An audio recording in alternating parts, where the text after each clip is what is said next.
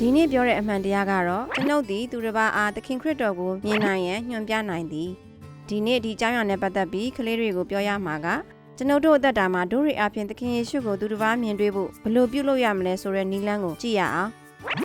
ရွှေကျမ်းချက်ဖတ်ဖို့ကလေးအကြီးဆုံးကိုရွေးပါပထမကလေးကိုယောမခန်းကြီး30ငွေ14ကိုဖတ်စေပြီးသခင်ယေရှုအကြောင်းကိုသူတစ်ပါးအားပြောပြခြင်းဖြင့်သခင်ယေရှုကိုညွှန်ပြနိုင်ပါတယ်ကျွန်ုပ်တို့အပြစ်များအတွက်သခင်ယေရှုလက်ဝါးကားတိုင်းပေါ်မှာအသေးခံရခြင်းနဲ့မိမိအသက်တာဖျားသခင်ပြုလုပ်ပေးတဲ့အရာများကိုသက်သေခံခြင်းဖြင့်လည်းပြောပြနိုင်တယ်ဆိုတာကလေးများကိုရှင်းပြပါ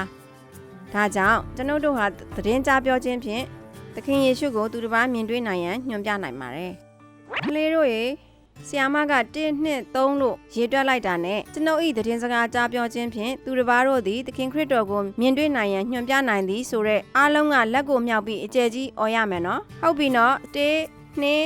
2 3ကျွန်ုပ်ဤသတင်းစကားကြားပြောခြင်းအပြင်သူတစ်ပါးတို့သည်သခင်ခရစ်တော်ကိုမြင်တွေ့နိုင်ရန်ညွှန်ပြနိုင်သည်ဒုတိယကလေးကိုဖိလိပ္ပိအခန်းကြီး2ငွေ14မှ15ကိုဖတ်စေပြီးကလေးများကိုပြောရမှာကသခင်ယေရှုကိုသူတစ်ပါးသိစေရန်နောက်တနည်းကတော့ကျွန်ုပ်တို့၏အသက်တာအသက်ရှင်ခြင်းပုံစံပဲဖြစ်ပါတယ်ရွေးချယ်မှုဒါမှမဟုတ်ဘယ်လိုလုပ်တာပဲဖြစ်ဖြစ်ဖခင်ကိုမြင်တွေ့နိုင်ဖို့ပြုလုပ်နိုင်ပါတယ်ဆရာကိုင်းစာအုပ်ပါအတိုင်းကလေးများကိုရှင်းပြပြီးကလေးများကိုခုံ၍လက်မြောက်ပြီး1 2 3ကျွန်ုပ်တို့၏အသက်တာအသက်ရှင်မှုပုံစံအပြင်သူတစ်ပါးတို့သည်သခင်ခရစ်တော်ကိုမြင်တွေ့နိုင်ရန်ညွှန်ပြနိုင်သည်